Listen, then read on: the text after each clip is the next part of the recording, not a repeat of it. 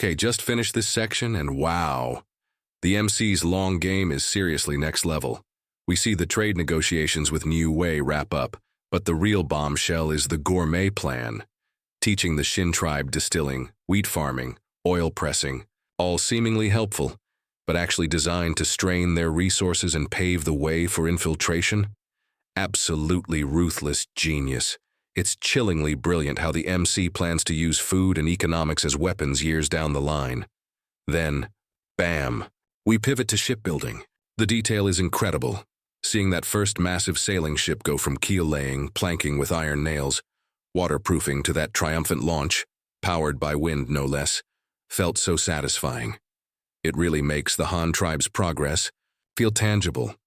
Niu Wei's reaction, wanting that ship so badly but having no way to get it home. Perfect dramatic irony.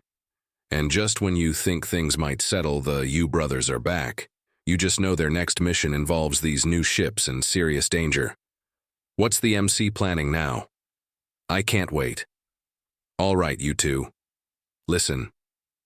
Boy, the mission is to head out to sea, but don't be in a rush to jump aboard. You, and the people you brought. All of you need to spend a month getting familiar with the ship first. Learn the gear, get to know your new colleagues. These few dilapidated boats are the mobile livelihood and potential coffins for all of you. Out floating on the sea, your lives depend on them, understand? You instructed the Yu brothers sternly. The two brothers' eyes lit up, and they agreed readily. To be honest, they had been itching with eagerness for a while now. Sailboats. This thing was way more exciting than riding horses. It was practically a luxurious mobile villa, capable of fitting 100 people or so without a problem. With this matter settled, you breathed a temporary sigh of relief, able to delegate things like a hands-off manager. Over in Weishan County, Yunji was keeping an eye on things, and construction was progressing vigorously. Rammed Earth City walls, the standard Ruyang County model, a neat square 1 kilometer on each side. The brick kilns outside the city were also smoking. The clay dug from the ditches was being put to good use, turning waste into treasure by firing bricks daily. The immigrants were also rolling up their sleeves and working hard, clearing land and farming. The rice and corn seeds distributed by the government, along with the sweet sorghum they brought themselves, were all being planted.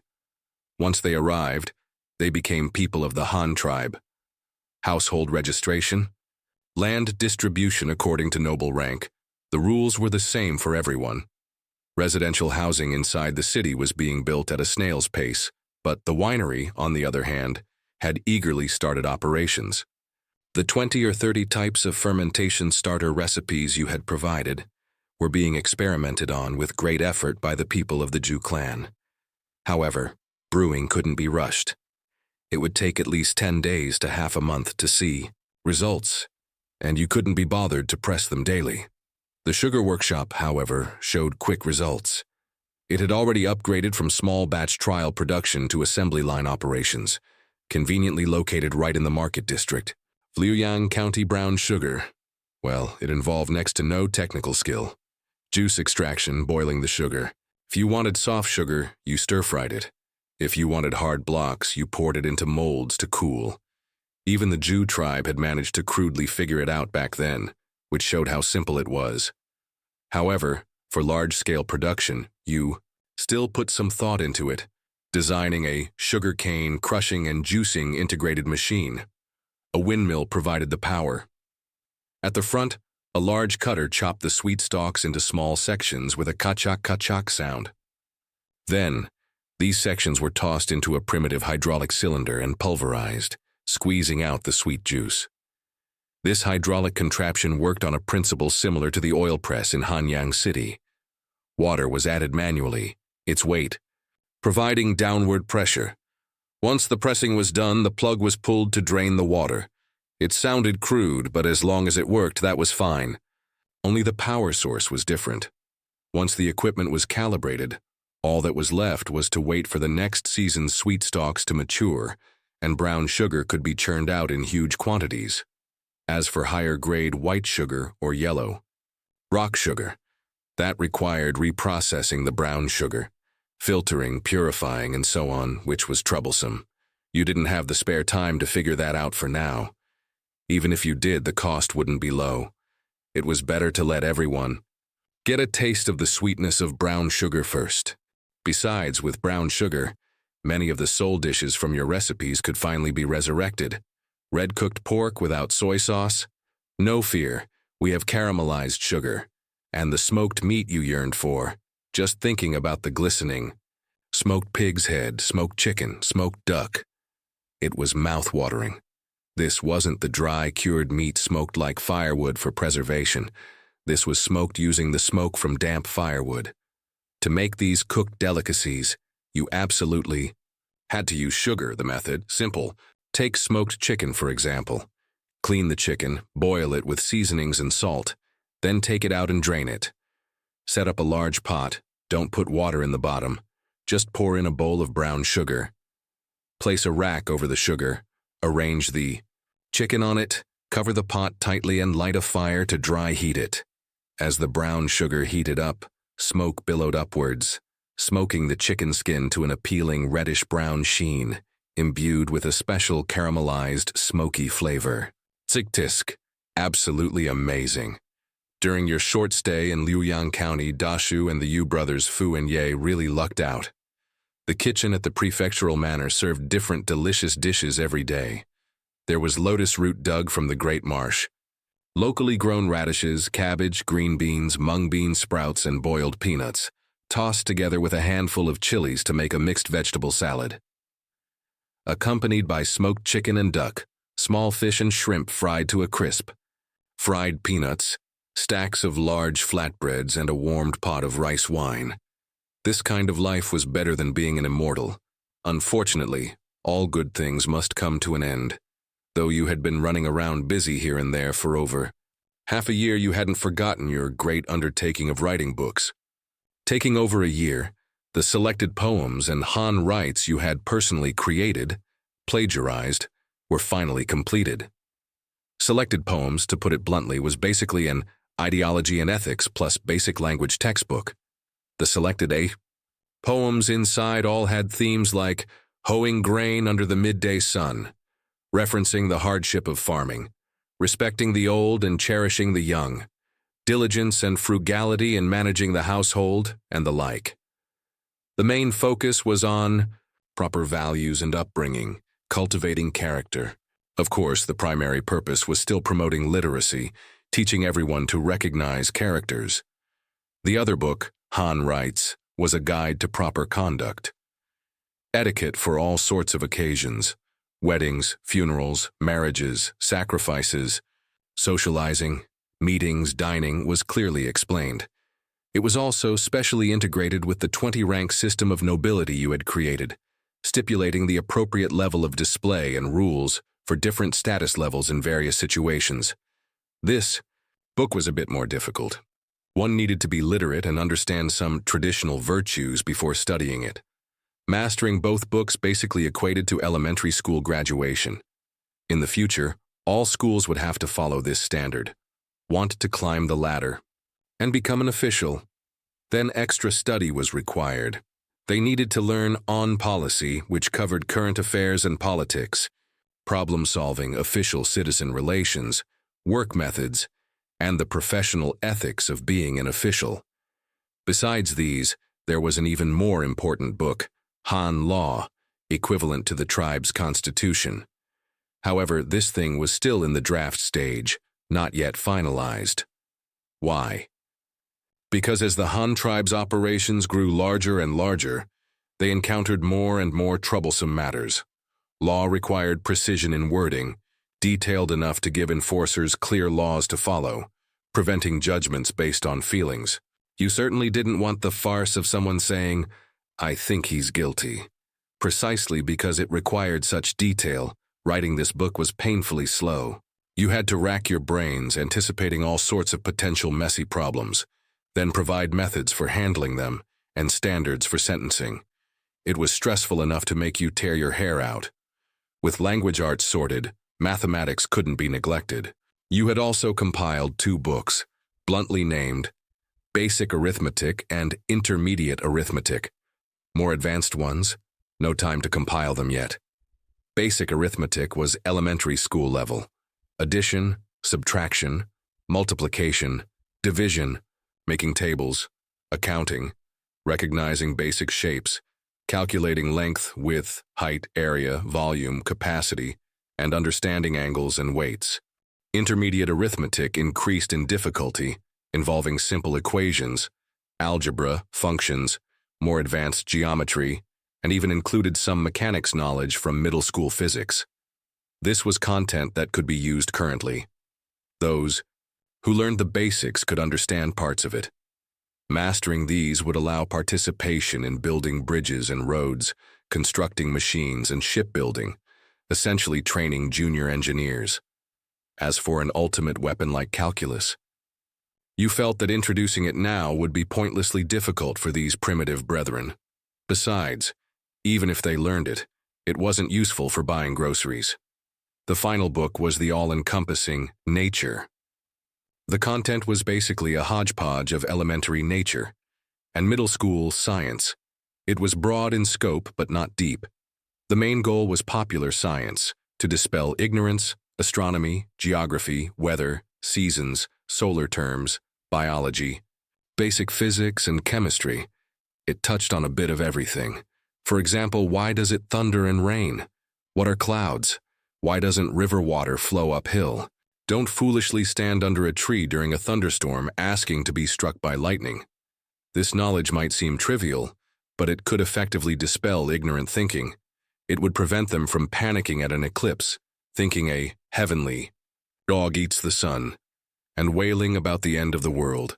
In biology, things like cells were too profound and weren't mentioned. But seed germination, plant growth, animal reproduction, classification of plants and animals, and things like mold and fungi were covered. Learning these things was primarily intended to popularize the basic knowledge of farming and animal husbandry. People shouldn't just know how to plant crops and raise livestock while being clueless about why seeds sprout, or how to breed cattle and sheep. After reading this book, they would gain a new understanding of the plants and animals around them. What are mammals? What are oviparous animals? What about cold-blooded animals? How do you classify wild beasts? How do you properly train domesticated oxen, horses, and sheep so they obey? Physics and chemistry were even more basic. The three states of water, the meaning of dissolving, evaporation, condensation, how rainbows form. Chemistry mainly introduced metals and carbon, teaching people to recognize the properties of several common metals, how carbon is produced, whether it's toxic, and reminding them to remember to ventilate when burning charcoal indoors in winter, or the toxic fumes could kill them. All things encountered in daily life. In short, this was a hodgepodge popular science book. The core objective was to educate the common folk, make them less superstitious. Then, through the children in the schools, this common knowledge could be brought home, explained to their parents, and gradually spread throughout the entire Han tribe. Right now, these books were still just unique manuscripts in your hands. To print them, you had to return to Hanyang City. That was where the printing press was, and the main schools were located there too. You had no choice but to go back. Before leaving, you called Dashu over and instructed him, depending on the situation, set up another market district here in Liuyang County, or perhaps use the whole city to establish schools. There were quite a few people here, and the children's education needed to keep up. The textbooks would be ready for printing soon, so the schools needed to be built quickly. After arranging this, you had someone fetch Elder New Wei, the merchant elder from the Xin Tribe. This fellow had spent the last 2 months either wandering aimlessly in the market, watching ships by the river, or hobnobbing with small merchants and vendors, spending all his time in the food street, looking just like an unemployed vagrant. Of course, you knew perfectly well that he hadn't been idle regarding his real business, secretly contacting his planted subordinates on construction sites and in workshops, gathering intelligence on technology, observing personnel, and pondering how to poach skilled artisans and lure them back to his tribe. When New Wei received the summons, his heart was pounding.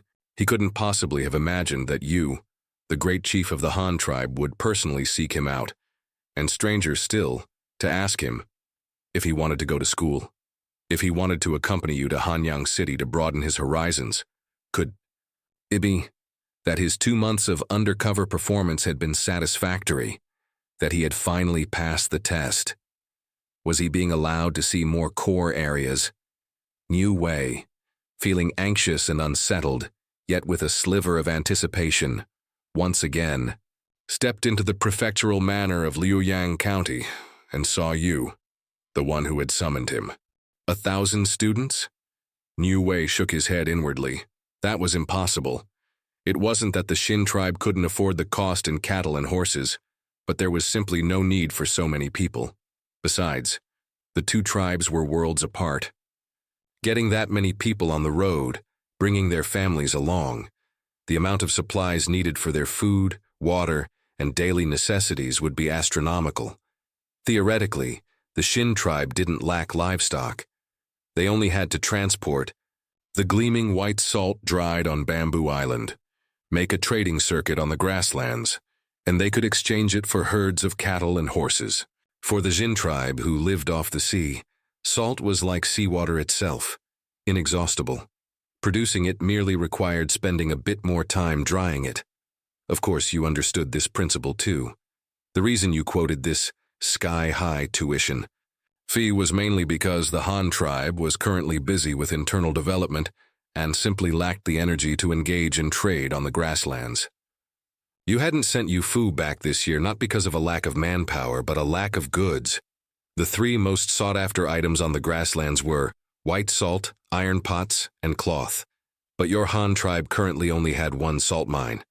With the population ballooning like an inflating balloon these past 2 years, and several new counties and commanderies opened up all at once this year, that single mine was under immense pressure to supply the daily salt needs of nearly 100,000 mouths. It wasn't that the mine wasn't large enough. Productivity couldn't keep up. Salt dug from the mine couldn't be eaten directly. It needed dissolving, filtering, evaporating, crystallizing, a whole process that limited output. Currently, the internal supply was barely sufficient. How could there be any surplus to sell? Ironware was the same. It used to be relatively abundant, but now with the larger population, the internal demand for iron pots, farm tools, weapons, parts for carts and ships, and various tools was clamoring for supply. Your Han tribe truly had no surplus ironware to export now. You could only prioritize your own people's use. Want to increase iron and steel production? Wait until New Steel County is established and a large steel mill is built. As for cloth, it was the same story. With more common people, the demand for clothing and shoes had surged. Add to that the newly developed sailboats. Those things devoured cloth like eating noodles. Exporting? Suspended. No discussion. Of course, you couldn't build a future just by saving.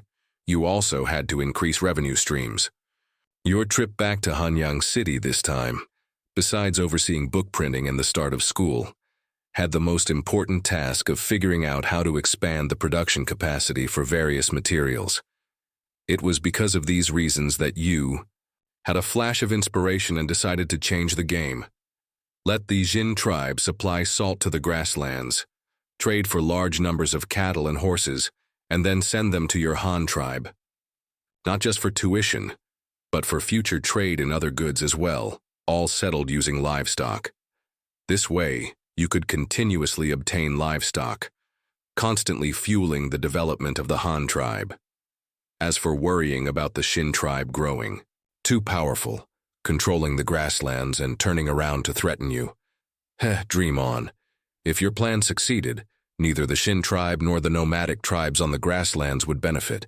They would merely become tools funneling resources to your Han tribe, and before long, you'd have the entire Xin tribe firmly under your control.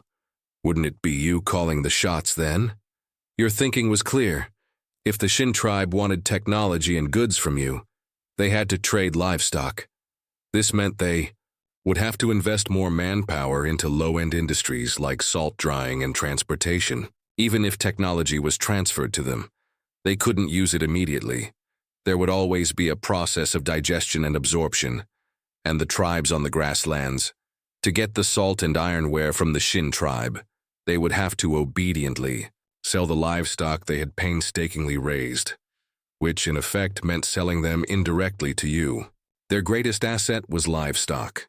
With cattle and horses flowing massively towards the Han tribe, wouldn't their own strength be weakened? Perfect. Han Chief, Niu Wei began, with the help of the translator, his tone slightly troubled. Regarding this, I think perhaps we should send 100 people first to try it out. Too many people makes the long journey truly inconvenient. However, why does the Han Chief only want young people under 16? Your inner self stood with hands on hips. Why only the young ones? Would I tell you it's because children are easier to fool? Ah, no, I mean they are pure and easily molded, susceptible to being brainwashed by our great Han culture. Of course, you didn't say this aloud.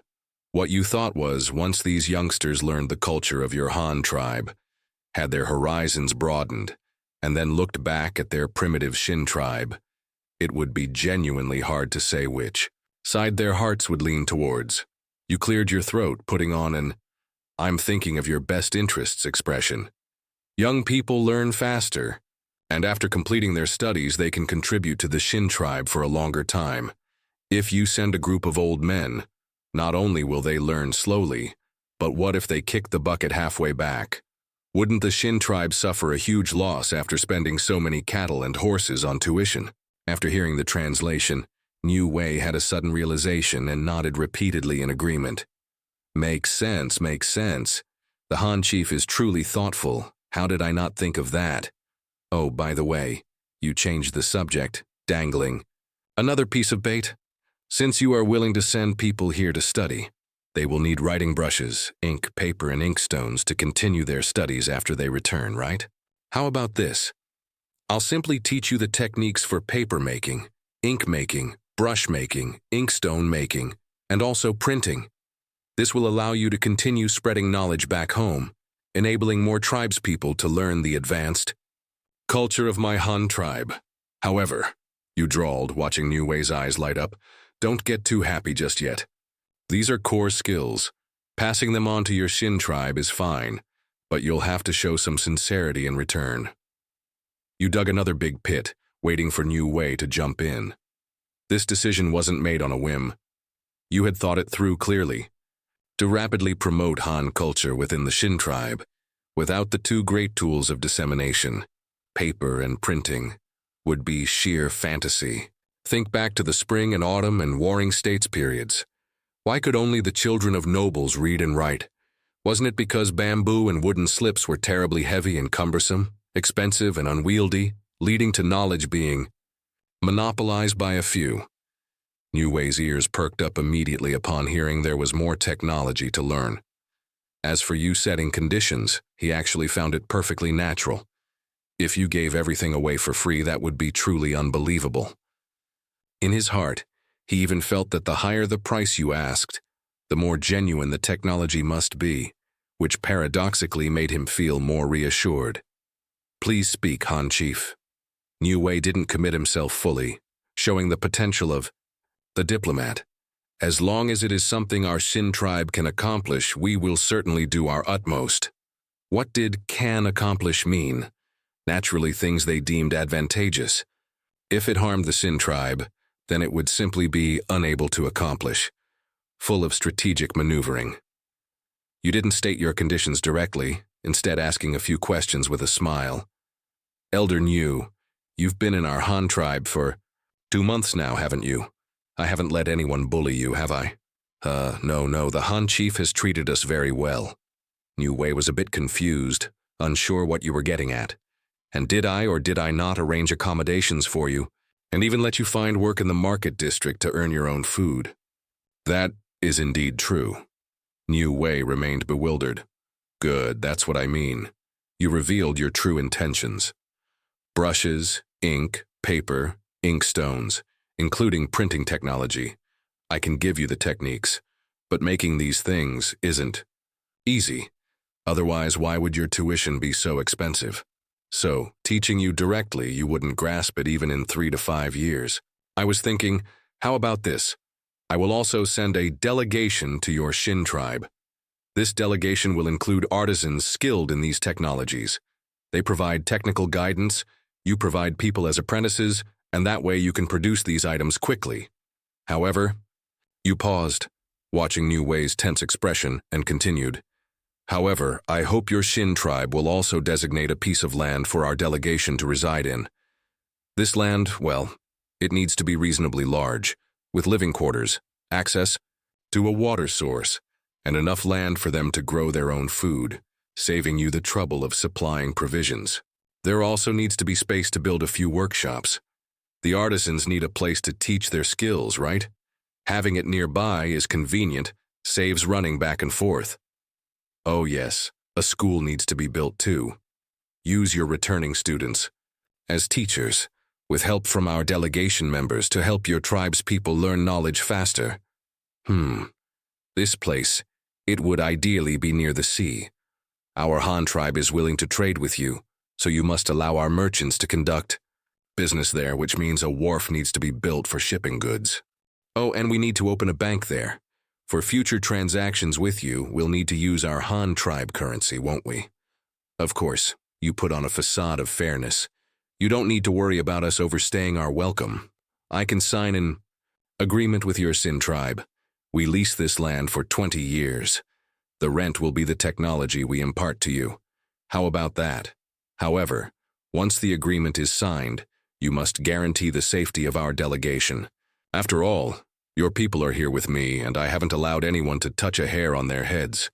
Furthermore, whatever our people do within this leased territory, you cannot interfere. After all, there are some technologies I haven't agreed to teach you, which need to remain confidential for now. Final point. If, and I mean if, your tribe's people lose their sense and attack our delegation, our people have the right to defend themselves in retaliation, and you cannot pursue the matter afterward. Naturally, you don't need to fear that we'll use this as an opportunity to attack your Xin tribe. Our warriors will only stay within the territory you designate for us, protecting its security. As long as your people don't trespass, our warriors will absolutely not make a move. Even if they do act, they will resolutely stay within the boundaries of the leased territory. All of this can be written down in black and white in the agreement. And don't be overly suspicious. Stationing warriors is necessary. Think about it. We'll have our workshops, confidential technology, a bank, trading posts, and warehouses piled high with goods there. Without some manpower guarding them, how could I rest easy? We need to protect our own property and interests from infringement. Slowly, deliberately, you laid out your long brewing plan for a leased territory. The idea was bold, even a bit crazy. But it wasn't without a chance of success. What you were offering was technology. In this era, wasn't advanced technology worth this price? Even if most of it was for making brushes, ink, paper, inkstones, and printing. But once this goal was achieved, you would have firmly hammered a nail into the Xin tribe's territory. The value of this for your future reconnaissance, infiltration, and strategic positioning within the Xin tribe would be immeasurable. Niu Wei was completely dumbfounded. He truly hadn't expected you to make such demands. Lease land, and specifying a term limit? These were all completely new and unheard of concepts to him. Moreover, you had preemptively blocked off every potential reason he might have used to object one by one. Hearing your whole spiel, Niu Wei could only provisionally agree for now. He promised that when he sent people back this time, he would report your grand blueprint truthfully, maybe even embellishing it a little, to their chief. As for whether the chief would agree, that depended on fate. Then, Niu Wei bowed and took his leave. Not everyone in the Xin tribe delegation this time had the opportunity to go to Hanyang County for advanced studies. He had to hurry back and make arrangements. Who would stay behind as reserve undercover agents, and who would pack their bags and head back to deliver the message. Of course, those returning also had an important mission: to collect the next batch of payments and tuition fees, namely cattle and horses. Incidentally, they also had to escort your Han tribe goodwill delegation back to the Xin Tribe's homeland, and then have their chief carefully select a group of potential stocks under 16 to send over for your cultural refinement. There were 1,000 threads to untangle, and you were also about to break camp and return to Hanyang County. The time left for Niu Wei was indeed limited. That evening, Niu Wei swept through the market, buying some snacks like grilled skewers and fried chicken, before returning contentedly to their temporary camp. His undercover subordinates had already received notice and were waiting obediently in the camp for the elder's orders. "Greetings, elder. Great elder." Sit down, everyone." Niu Wei waved his hand, placing the purchased food on the ground. "Bought some goodies, help yourselves. After eating, I have important matters to discuss." In the open space of the camp, a bonfire burned brightly, with a whole roasted sheep sizzling and dripping fat over it. Niu Wei had specially bought this, placing cumin powder and chili flakes beside it. On the table, actually just a straw mat, there were also plenty of fried fish, shrimp, and fried peanuts. The few lads who had been undercover at the winery had even managed to sneak back a small bamboo tube of rice wine. Though not much, it was just enough for 1 cup per person. Everyone sat around the straw mat, faces beaming. After 2 months of exhausting work in the workshops, eating only communal pot meals, opportunities like today to eat meat to their heart's content were rare. Niu Wei personally wielded the knife, distributing the roasted mutton to everyone. He arranged for a few people to stand guard on the perimeter, before lowering his voice to hold a secret meeting with several small team leaders. "The talented people I asked you to watch, the seeds you've secretly collected, and the Han tribes. Technology, how is it all going? Speak one by one," Niu Wei asked quietly. "Elder, I'll go first." A leader responsible for agriculture spoke up eagerly. "I've been working under the minor official managing the fields in Hanyang County, but they're very sharp. They only let me manage the wheat planting, wouldn't let me touch anything else. So, I only learned how to plant wheat." "Hey, you wouldn't believe it, the Han tribe's farming methods are bloody amazing. They made this thing called a plow out of wood and iron chunks, several types too, pulled by people and oxen. Haven't you seen one? Isn't it carved on that 5 fen copper coin? Using that thing to turn the soil is super fast. It plows, deep and straight. And that's not all, they also put dung in the fields. They pile up manure and urine to ferment, don't know how they do it, but anyway, after it's done, they bury it in the ground, saying it makes the grain grow exceptionally. Well, I don't know if it's true yet, the wheat isn't ripe, but they definitely all do it. I've also found the people the elder asked me to look for." He lowered his voice proudly. "A man in his 30s, and a tribesman brother of his. Both were unlucky fellows kicked out of their original tribe, later joining other tribes that submitted to the Han tribe. But they're just 2 single men, without any significant pledge of allegiance, so they haven't even gotten a surname yet. Because of this, they were assigned to farm official land, told they had to work for the government for free for 5 years, before getting official household registration and their own land and property. They've already worked for over 2 years, still 3 more years to go before they can get ahead. These 2 are skilled farmers. Having worked the official fields for over 2 years, they know everything, not just farming but repairing tools, and composting too. They're useful talents. I secretly asked them, want to come with me? Arrive in our Xin tribe, get land immediately, ready-made houses to live in, and a cow. If they're lucky, I'll find each of them a wife too. Hey, guess what? Their eyes turned red on the spot, nodded immediately. They even complained to me that the Han tribe is good at everything, but too strict and stingy. Half the grain they grow themselves has to be handed over. They said, as long as what I said is true, they can leave with us any time. The small leader finished speaking and couldn't help chuckling twice, clearly very satisfied with his poaching results. Niu Wei wasn't as optimistic as him, but he didn't doubt the identities of the 2 men, just worried about leaks. He pressed. Nobody else knows about this, right? Did you tell them to keep their mouths shut? Rest assured, elder. The small leader patted his chest. Those 2 are very timid. I scared them, told them this matter absolutely cannot be known by a third. Person. If word gets out and the Han tribe finds out, not only will they lose the benefits, they'll be punished. Maybe even demoted straight to slaves. They got scared hearing that, especially afraid of becoming slaves. I heard that Han tribe slaves have their toes cut off, so I reckon these two wouldn't dare blabber even if beaten to death. At most, they'd just whisper about it between themselves. Well done. Niu Wei thought for a moment, finding no flaws. Go contact them tomorrow. You might need to prepare to leave, head back first. Going back these few days. The small leader was momentarily stunned, but seeing Niu Wei nod, he quickly agreed. Oh, all right. What about the rest of you? What's the situation? Niu Wei looked at the others. My turn. Another leader from the winery spoke up. I work at the winery. This Han tribe winery is also newly built. The technology is said to have been partially provided by their chief, but it's mainly a newly submitted Jew clan that's experimenting.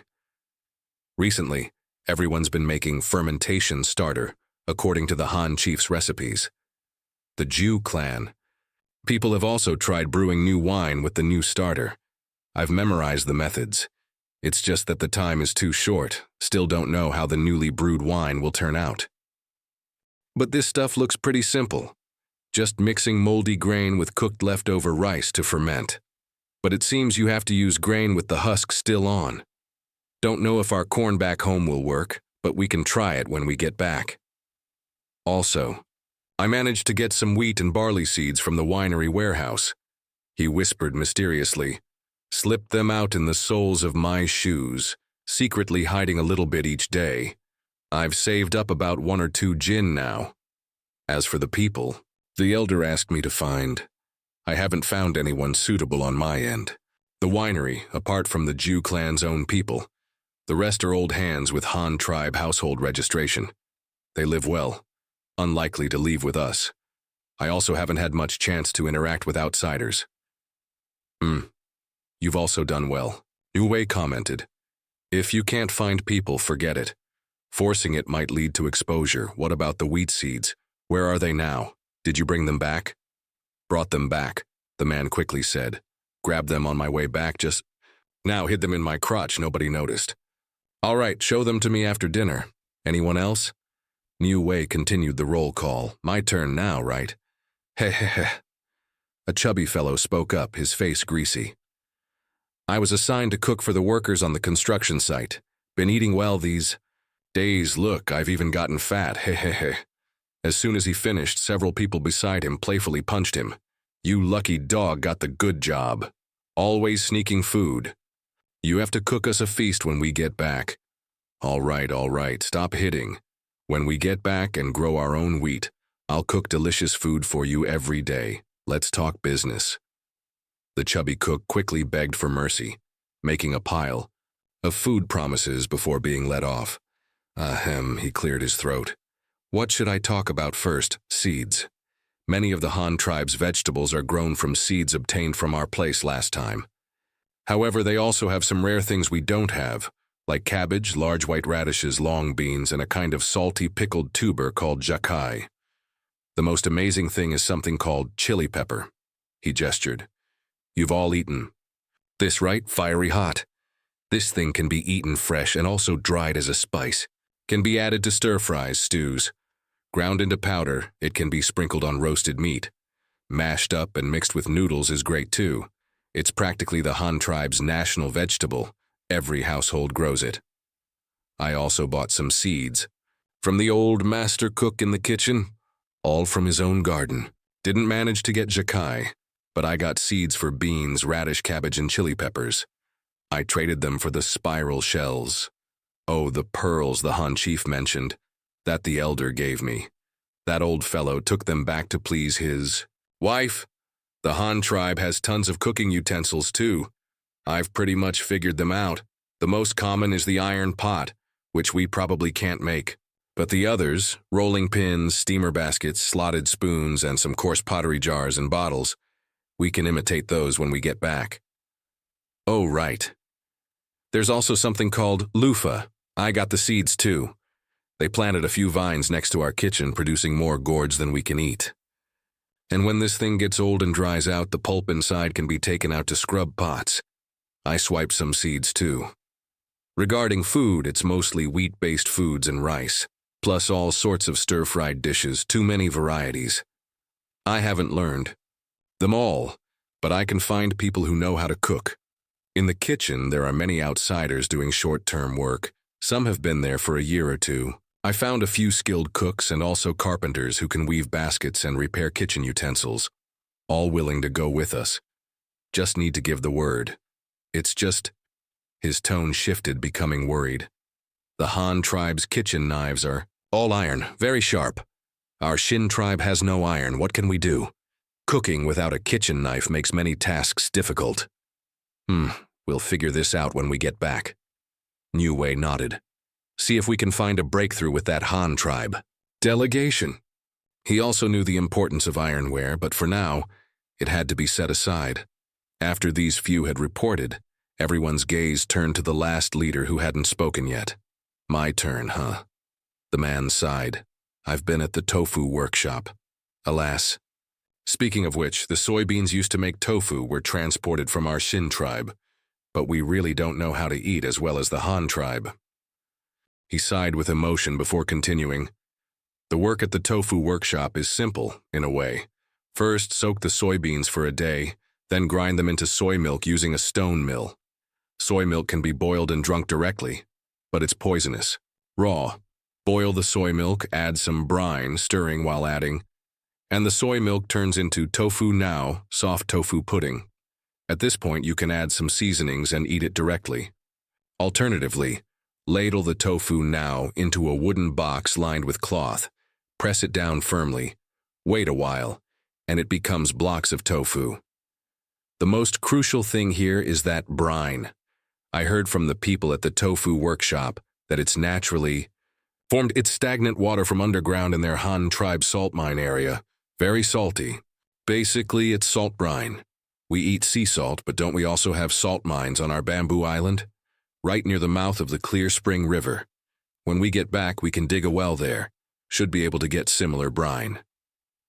Other things, like wrapping the tofu now in hemp cloth and pressing it dry to make dried tofu, tofu skin, etc., just involve different pressing methods.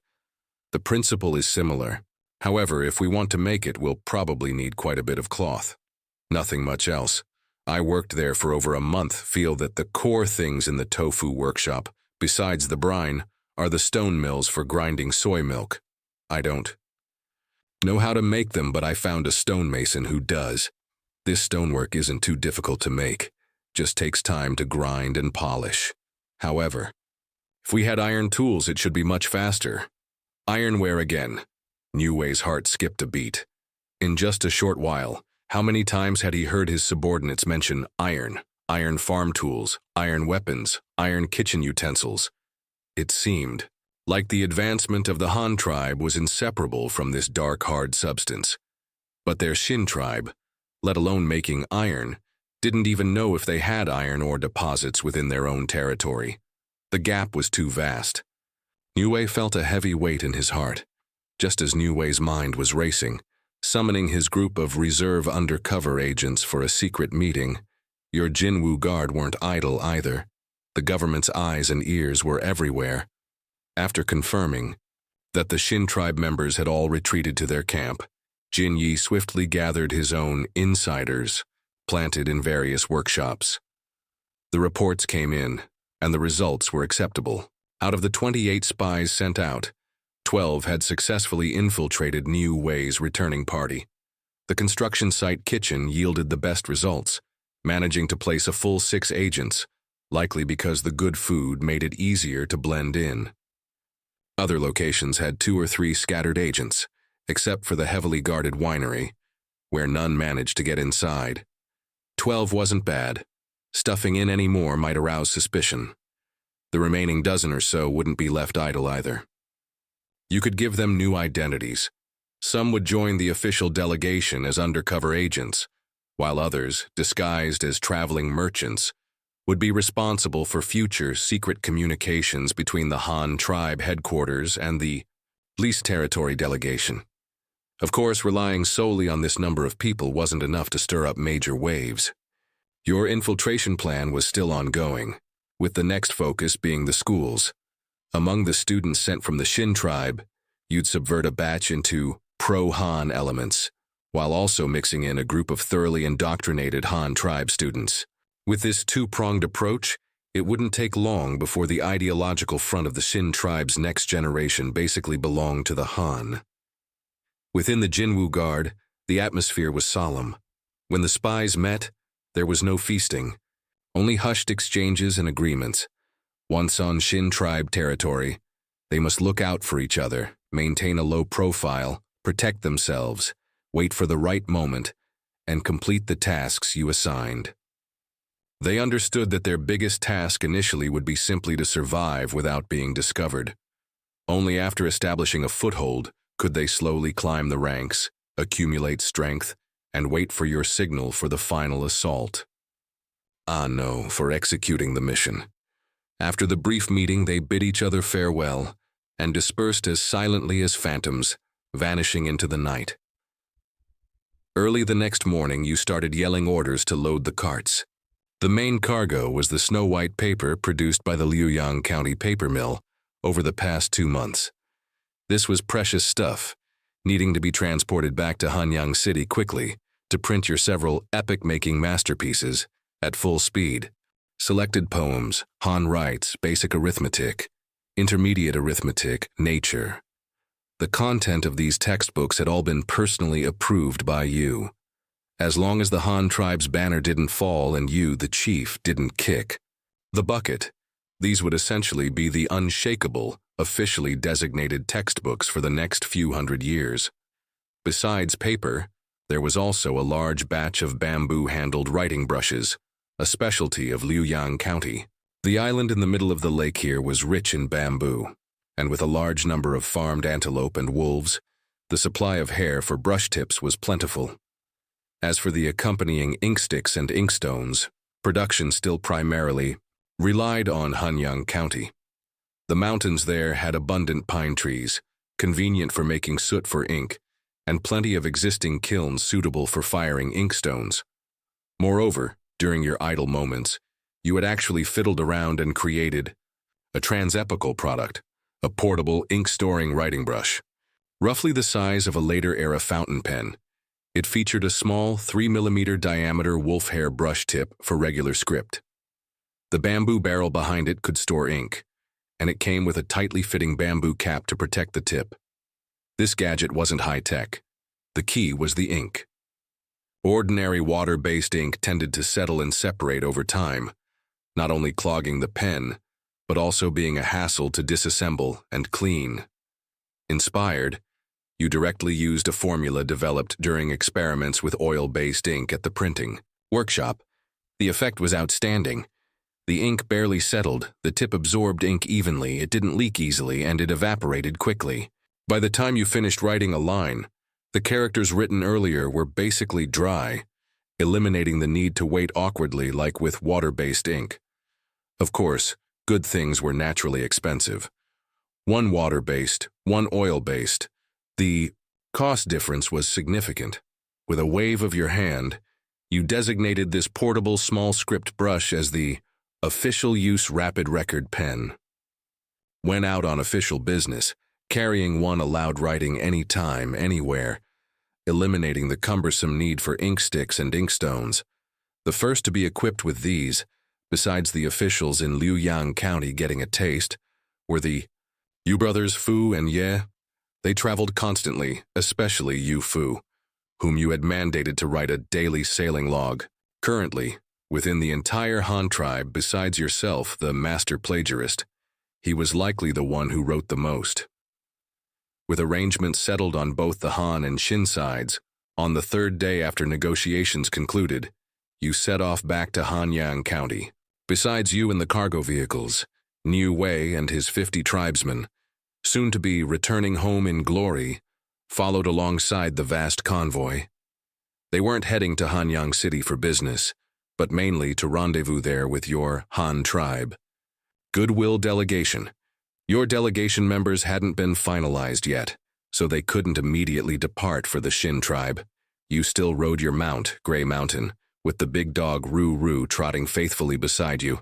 Both ahead and behind stretched seemingly endless lines of carts, laden with white paper, writing brushes, and large quantities of animal hides and wool.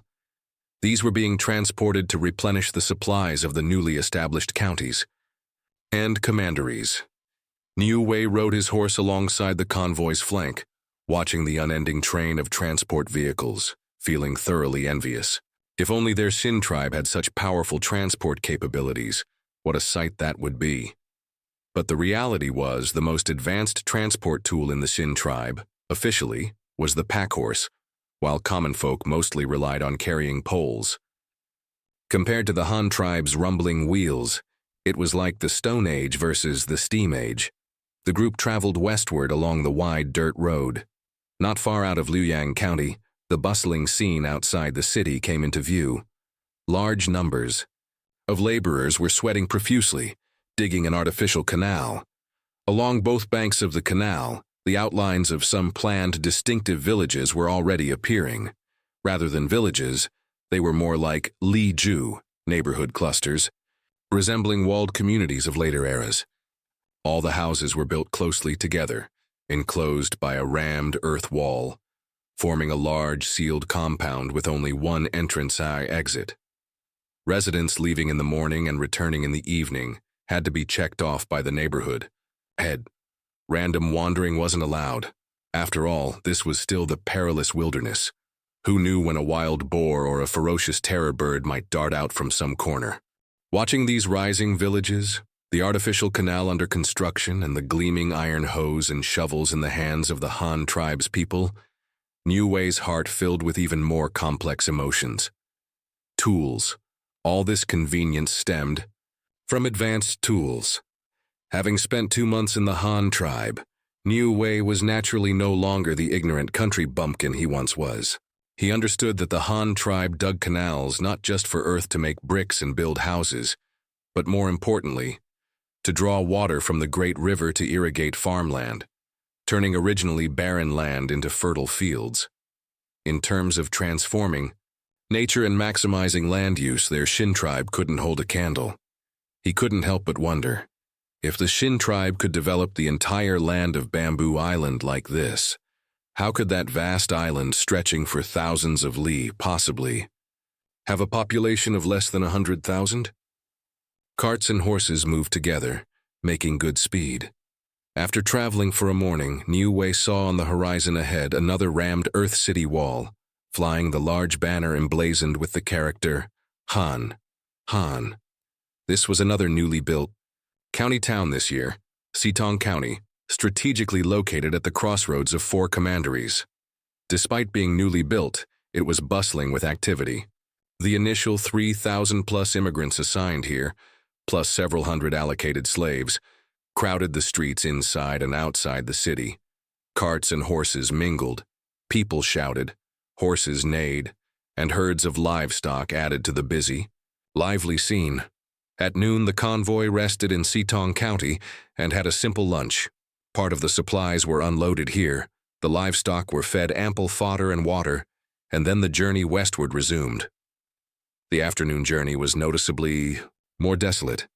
Occasionally they encountered a few transport convoys, invariably flying the Han Tribe banner. Other travelers were rarely seen. It wasn't until past 4 in the afternoon, as the sun slanted westward, that Niu Wei finally spotted Han Tribe's people again in the woods beside the road. They wore simple cloth garments, their hair neatly tied up. In groups of a dozen or so, carrying heavy loads of firewood, they were heading towards Hanyang County. These were people from Hanyang County out logging and gathering firewood, active in this area year-round. Seeing them meant the Hanyang River wasn't far off. Indeed, after about another hour of travel, just as the golden glow of sunset bathed the land, Niu Wei saw the distant horizon cut by a small, shimmering river, and on the opposite bank, undulating, fields of rice paddies swayed in the breeze, a vibrant green.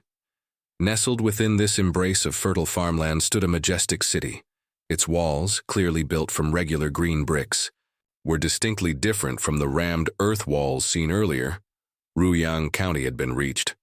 Hanyang City, compared to Liuyang County where you had been staying, presented a completely different style. Liuyang County featured sprawling single-story compounds, giving off a rough and bold vibe. Hanyang City, on the other hand, developed vertically.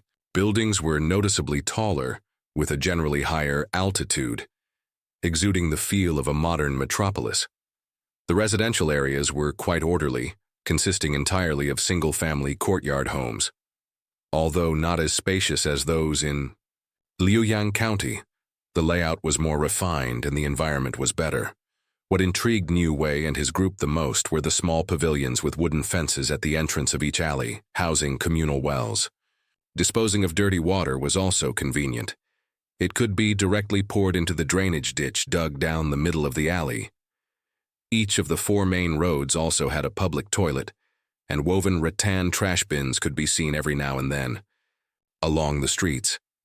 Besides the residential areas, there were several huge warehouse districts. Rows upon rows of massive warehouses stood connected. Some were actual warehouses, while others had been converted into workshops or barracks. The temporary lodging for Niu Wei and his group of prospective exchange students was arranged in a previously vacated military barracks. After escorting your people to their designated place, you dusted off your hands and went home, leaving the remaining arrangements to the translator. No sooner had you left than Niu Wei breathed a sigh of relief, the curiosity he had suppressed throughout the journey finally bursting forth. He grabbed the minor official responsible for receiving them, insisting that the official act as a guide and show them around this legendary capital city of the Han tribe. The group first went to their lodgings. The barracks were unchanged. One, wall-lined with 2-tiered bunk beds, the other featuring a large blackboard and rows of neat desks and chairs. Niu Wei's subordinates were like Grandma Liu entering the Grandview Garden, finding everything novel. "Lord Translator, what's this thing for? Sleeping? Why does it have 2 levels? You wouldn't understand. Let me tell you, the top level is definitely for storing things. Clothes, quilts, stuff like that go on top, people sleep below." Shh! Nonsense. Don't spout rubbish if you don't know. You'll make us a laughingstock. Several small leaders nearly came to blows right there over the purpose of a bunk bed. If Niu Wei hadn't stopped them in time, they probably would have climbed up for a hands-on investigation. Hey, the minor official chuckled, explaining, "Gentlemen, this is called a double-decker high bed. Both levels can be slept on, 1 bed serving as 2. When our Hanyang City was first built, space was limited. To save space, the chief had someone design this type of bed. This used to be soldiers' barracks. They've moved to a new camp now, so this place was vacated for temporary guest accommodation. You'll be staying here for the next few days. Sleep wherever you like, top or bottom bunk. Just be careful not to break it. There are ladders next to them to climb up. Of course, if you're not used to sleeping on top, sleeping below is fine too. More convenient for getting up to use the toilet at night." "Oh, so that's how it is." Niu Wei had a sudden realization. The Han chief is truly wise to think of such an idea. But this room looks quite large.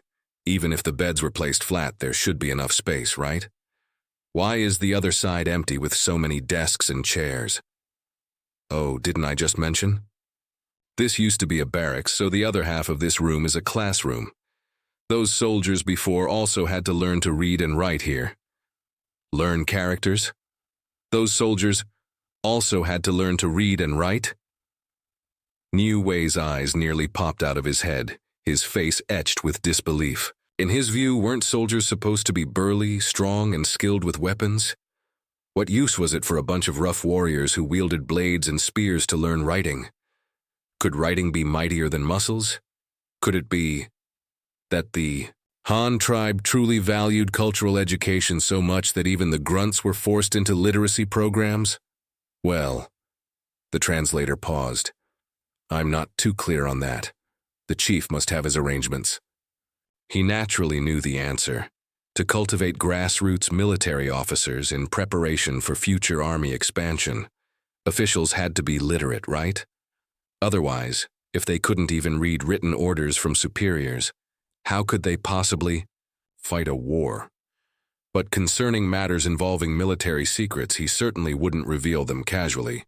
Niu Wei, being shrewd, knew from the translator's tone that there was more to it, so he didn't press further. He rubbed his hands together, once again requesting the translator to show him around the city. "I can show you around," the minor official nodded. "However, several workshops in the city are restricted areas. You cannot go there. Don't wander around aimlessly either. If caught by the patrol team, you will be punished according to the law. You should understand this rule. How about this? Since you want to look around, I'll take you to see the school and the square in the city center.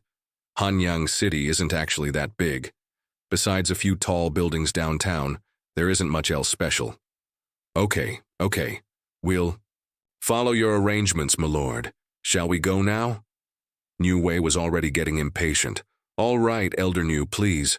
The two walked side by side, followed by several young subordinates who were preparing to study abroad with Niu Wei. The small group casually strolled out of the camp, just a few steps away. The sound of drumming, dong dong dong, suddenly erupted from the direction of the city gate, giving Niu Wei a fright. He still remembered when he first arrived in Hanyang County and was mistaken for an enemy. They had beaten drums just like, "This is a warning." Could it be enemies were attacking again? Oh, no need to be afraid. The minor official smiled and waved his hand dismissively. "This is our Hanyang City's dusk drum. It sounds every day when the sun sets and dusk approaches, beaten 500 times in total. It urges people still outside the city to return quickly.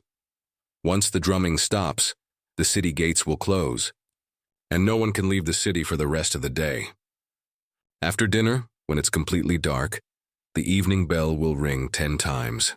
Once the bell stops, the curfew begins. All residents must stay home and are forbidden from wandering the streets. Soldiers patrol at night, and getting caught won't end well. When you live here in the future, you must pay attention to the time." The minor official patiently explained the unique rules of Hanyang City.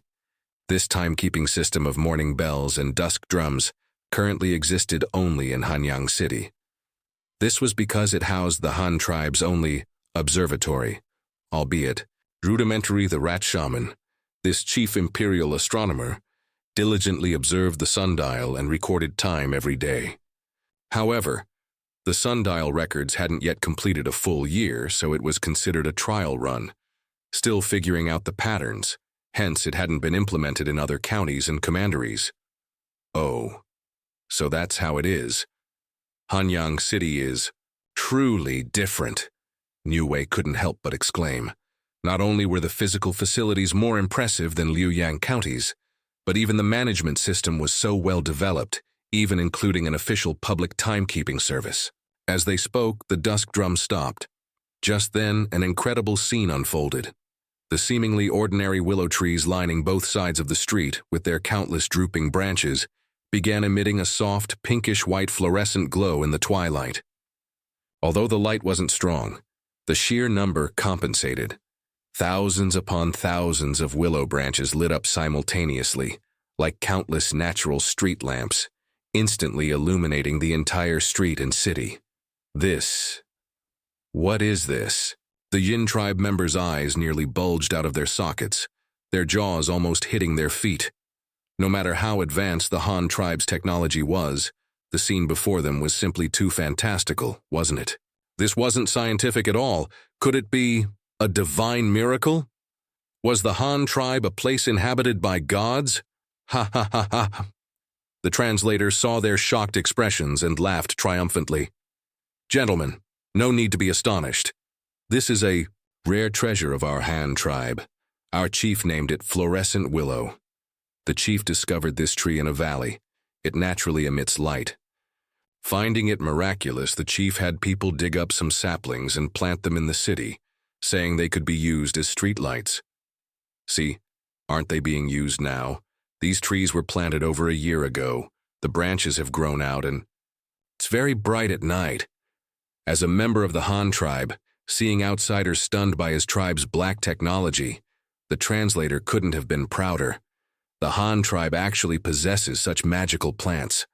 Truly eye-opening. New way. Praised sincerely. His internal abacus started clicking again. I just wonder, how is this magical tree transplanted? Does it have any special requirements, I wonder? If the Han tribe would be willing to sell us some seeds or saplings?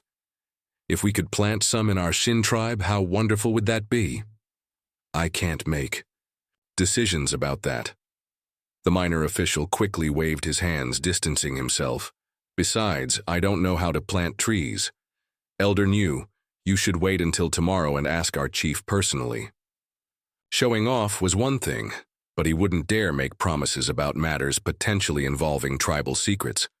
Although in his view, apart from glowing at night, the tree didn't seem to have any other use. The group continued walking and arrived at the central square. It was midsummer, the hottest time of the year. People, having finished their day's work and taken a cool bath at home, were out enjoying the rare, cool evening air.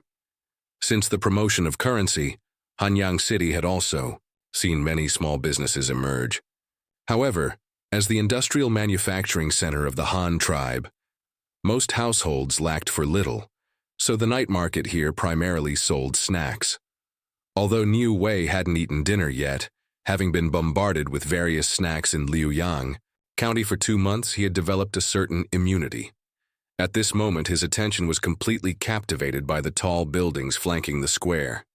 My lord, those particularly tall houses over there, what are they used for? Oh, you. Over there? The minor official pointed ahead. Those are the school and the prefectural administration office that I wanted to show you. See the 5-story tall building in the middle. Tall building? Niu Wei didn't understand the term Lu. Yes, tall building, Gaolu. The minor official explained. Lu in our Han language refers to a house with 2 or more stories. Just like the bunk beds you saw earlier, houses can also be built with many floors. Oh, I understand this. Our Xin tribe also has buildings, made of bamboo. Niu Wei suddenly understood. The 5-story tall building in the middle with the big red lanterns hanging is our Hanyang County Prefectural Administration Office, equivalent to your tribe's council hall, where official business is handled. The 4 3-story buildings on either side of the administration office are Hanyang City's teaching buildings, essentially the school. You few and the other exchange students your tribe sends in the future, if you want to attend school and study, this is the place. The minor official led them along, explaining as they walked. By now it was late and the teaching buildings were dark. Only by the faint light of the moon and the fluorescent willows could they barely make out the silhouettes of the buildings. What the facilities inside looked like was impossible to see clearly. It seemed they would have to wait until tomorrow for a detailed tour. With little time left before the curfew bell rang, the group hastily grabbed dinner from the snack street and hurried back to the camp. You, however, experienced a completely different scene. You went straight back to your own home. Just as you pushed open the courtyard gate, a slightly hesitant but exceptionally gentle voice sounded. Husband, you're finally back. I thought you didn't want me anymore. A woman dressed in a brand new tender yellow silk dress fluttered like a small butterfly directly into your arms. Looking at Zhan Ying in your arms, now dressed in Han tribe clothing and looking completely refreshed, you were momentarily stunned. You can speak? No, I mean you can speak the Han language now? Zhan Ying nodded vigorously in your arms, tilting her small face up, her eyes sparkling. Sister Xiao Dai taught me. Sister Xiao Dai is amazing. She can weave such beautiful silk cloth. And she taught me how to make clothes, taught me how to work. Unfortunately, I'm too clumsy. I always mess things up. But I recently learned how to grind tofu. I can even take some tofu to the market, every day to sell for a little money. Tonight's dinner includes pan-fried tofu I made. Sister Xiao Dai likes it the most. Husband, do you want to try the tofu I made? You. Seeing her eager little face, you really couldn't bear to disappoint. Her. Tofu? Is there any left? I don't really like pan-fried. If there's still some, just make me a bowl of cold tofu salad with chili peppers. It's too hot in this summer weather. I want something light and refreshing. Oh, cold tofu salad. With chili peppers, okay. Hanyang immediately perked up. We have chili peppers at home. I'll go pick some fresh ones from the backyard vegetable garden right now. Saying that, she lifted her skirt hem and trotted off with quick, small steps. It wasn't that she was deliberately acting ladylike. The beautiful dress simply restricted her running speed. Just then, the courtyard gate behind you creaked softly. Jodias had returned, holding a roll of newly woven snow-white silk cloth. Seeing you standing in the courtyard, she first froze. Then her eyes erupted with incredible, joyous surprise. Husband. The roll of silk cloth in her arms fell onto the small stone table in the courtyard with a pat, and she herself had already charged over like a small cannonball. With a flying leap and a bear hug, Xiaodi transformed into a koala, clinging to you with arms and legs, her legs tightly wrapped around your waist. Hehe, I'm back. You caught her steadily, wrapping your arms tightly around her waist, feeling the warm, soft, jade-like body in your embrace. Missed me? I missed you. Xiaodi buried her face in the crook of your neck, her voice muffled. Missed you so much I almost forgot what you look like. Mother nags me about you every day. When I came back just now, she asked me again why you haven't given the chief a child yet. How old are you two? Girls my age should have 2 or 3 children already. The eldest would be running around helping feed the chickens. What's going on with you and the chief? Even if he's busy, he should have a child by now, right? He's already 15 this year.